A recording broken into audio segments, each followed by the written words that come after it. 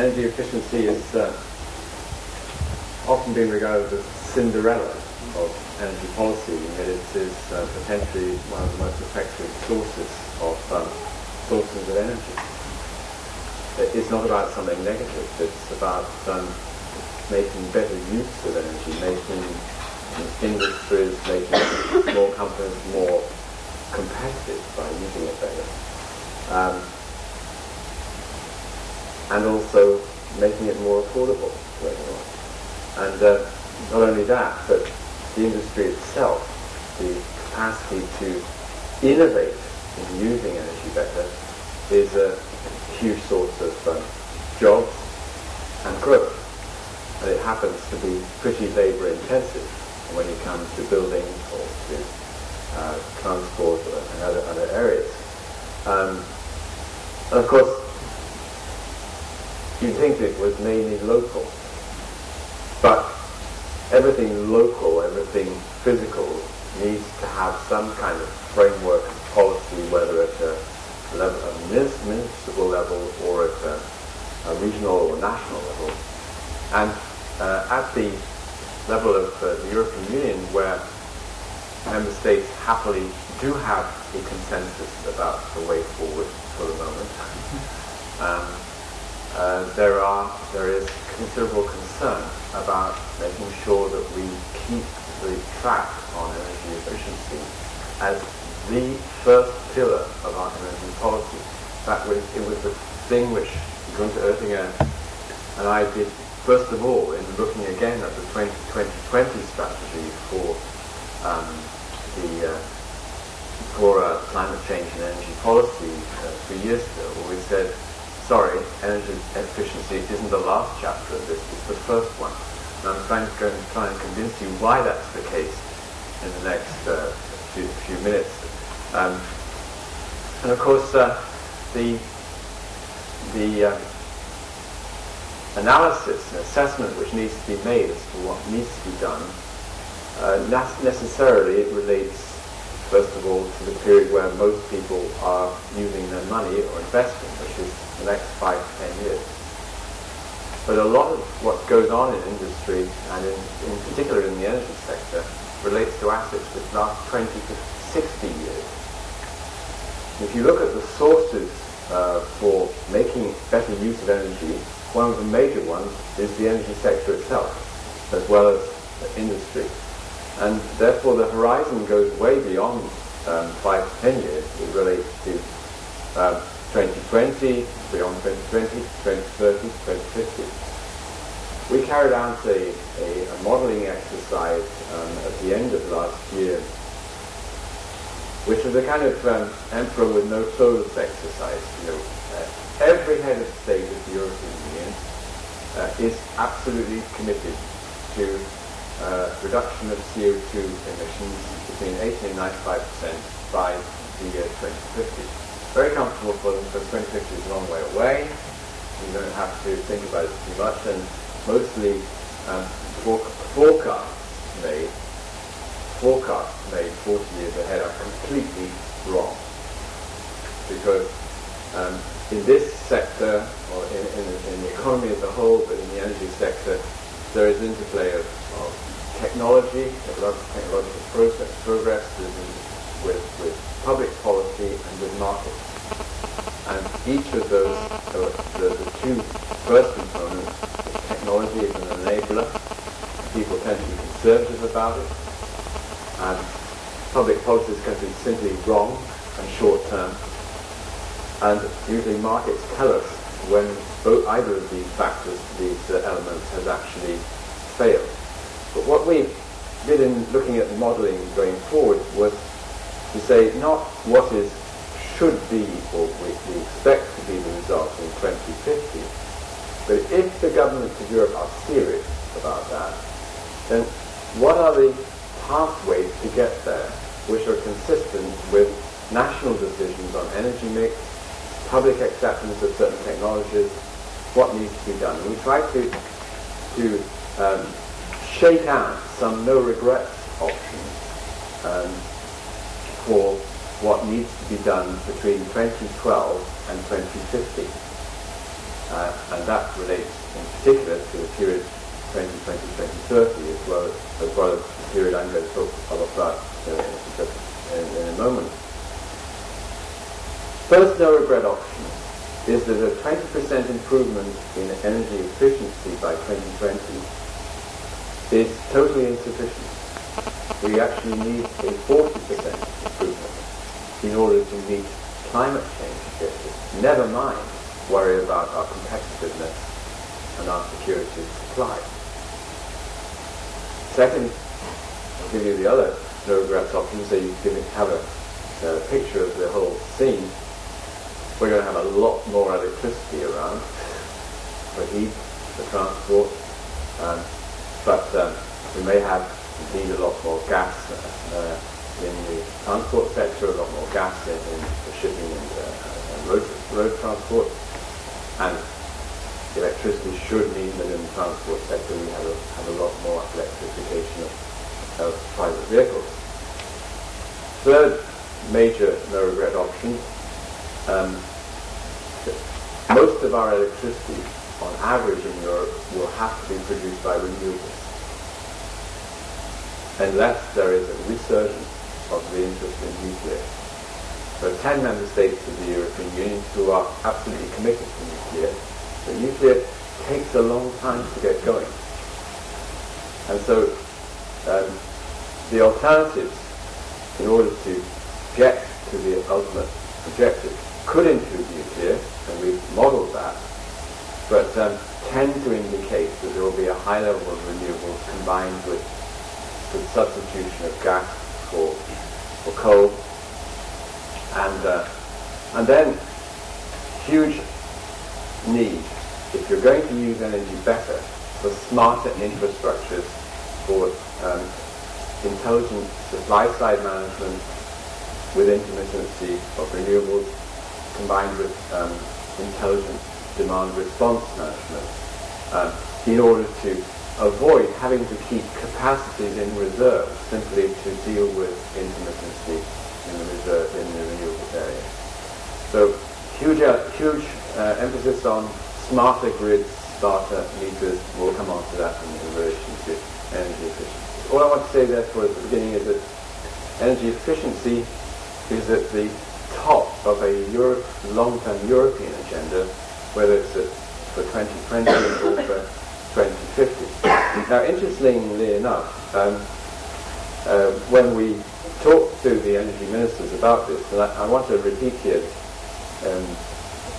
European politics in energy is not that conflictual. There are not big problems between the UK and the European Union. By the way, a lot of people in the UK believe that the European Union is somewhere else. The European Union's policies actually relate to adding something better to the national policies of the 27 member states. That's the whole purpose of it, is not to create some other space. And but the reaction of the ministers in relation to the original objectives, climate and energy objectives for 2020, which was a 20% reduction in greenhouse gases, 20% increase in share of 20% share of renewables in energy consumption, which is 35% renewables in electricity, and the third objective, reduce energy consumption compared with projections for 2020. So it wasn't an absolute reduction, but a reduction in energy intensity of 20%. We looked at the figures. It's quite clear, on the basis of current policies, national and European, there would be no way in which we're going to have an improvement of 20% by 2020. And yet, this was the only target which the ministers disagreed as to whether it should be binding or just indicative.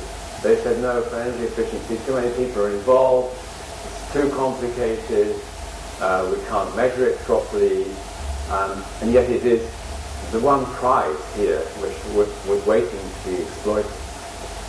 Just as a matter of background, you can imagine what happened on the other side of the equation.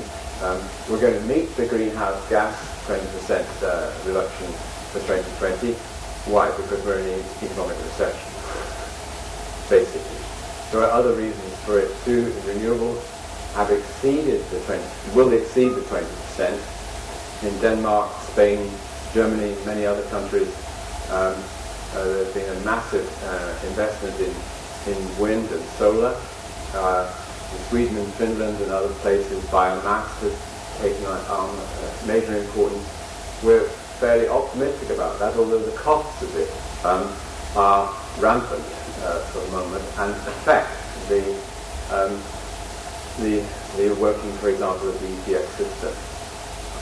Well, I've referred to energy efficiency as a no-regret option for 2050, but if you analyze it as we did a year ago, not only is it important for greenhouse gas reduction, but of course the things which were actually very important for parliamentarians and for politicians generally, as well as for the 27 ministers, was, sorry, this is not just about greenhouse gas reductions, it's about lowering our energy bills for households, but lowering energy imports, which are massively expensive if you measure it, and maintaining competitiveness. And we went on from there to look at what the opportunity cost of not investing in energy efficiency is. This is just an indication of what meeting the 20% energy efficiency target does for Europe.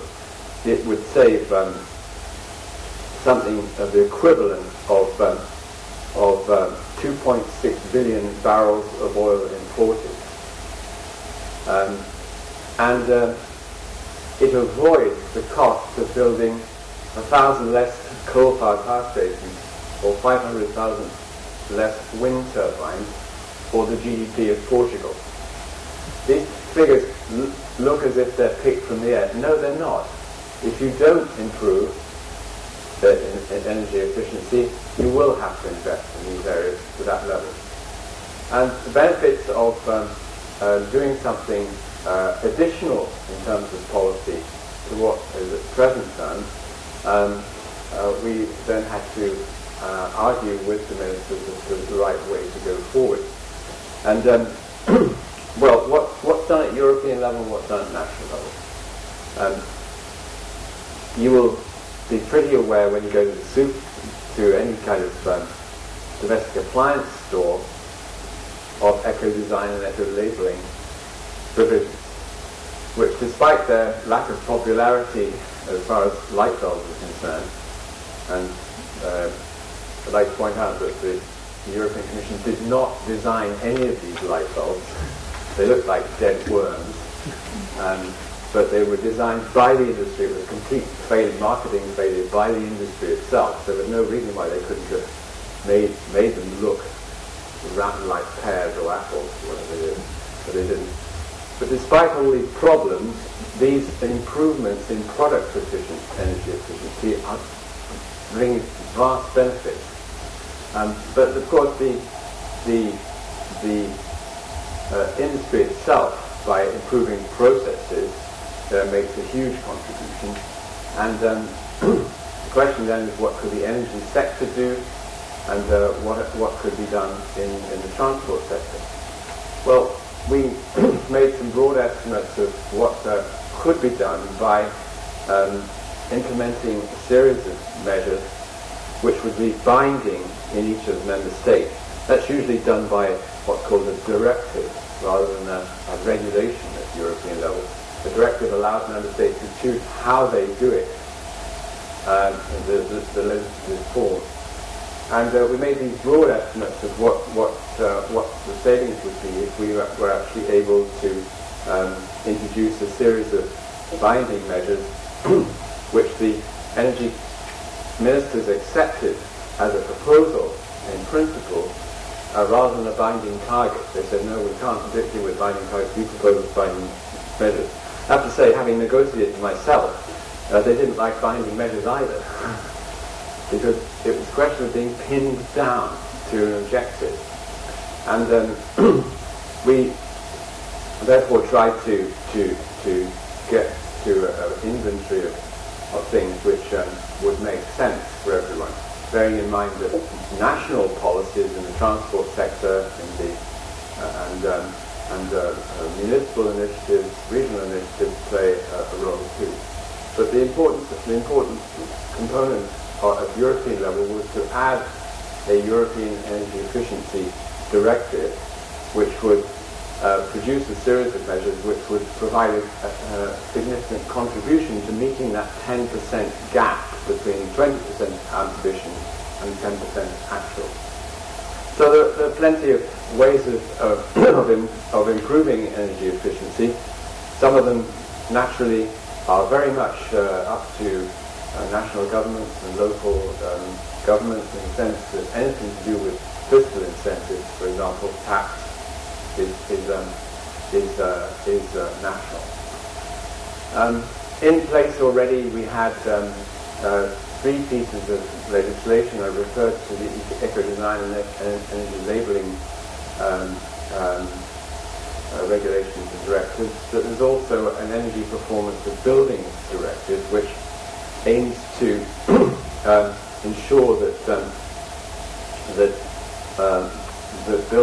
new buildings are nearly zero emissions by a series of deadlines. But the important thing was to introduce an additional directive. And the additional directive was trying to meet this gap between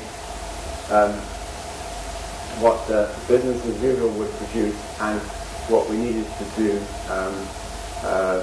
beyond that to get to the 20% target. Now, of course, looking at it sectorally, we had to see what was possible to propose in different sectors. And we thought that it was important, in the first instance, to look at what public sector could do, as well as what households and industry could do. I just want to give you the timeline as to what happened in the negotiations. The Council of Ministers at European level agreed in October, so did the European Parliament. Therefore it's become European law, and it's now for member states to submit reform programs with national efficiency objectives in them, which will then be implemented over the next 2 years, so that by 2014 we should have national legislation in place which reflects the ambition indicated in the directive. And what is the ambition? What are the requirements? First of all, the public sector to lead by example. Stricter public procurement provisions on products, services and buildings with high energy efficiency. A commitment to renovate 3% of central government buildings to new energy performance and building standards annually. Local energy efficiency plans and energy management systems, and more use of energy performance contracting. Yeah, I'm very clear. And then clearly improvements in industry with systematic auditing of what was possible. Promoting two energy services markets, in particular by obligations on utilities to encourage better use of energy, with some flexibility for national governments to use different measures to achieve that end. And then a lot of emphasis on using cogeneration, district heating and cooling, combined heat and power systems which allow also for demand response. The whole aim really is to meet that 2020 target, to build on the experience already gained in many savings schemes at national level, setting targets still indicative for 2020, But if we don't, by 2014, look as if we're going to reach that objective, we'll have another discussion with the energy ministers and other ministers to see what they want to do. But without this contribution to energy and climate change policy, the Commission believes in the short term, in the medium term and the long term that we will not reach either our energy objectives or our climate change objectives. Thank you.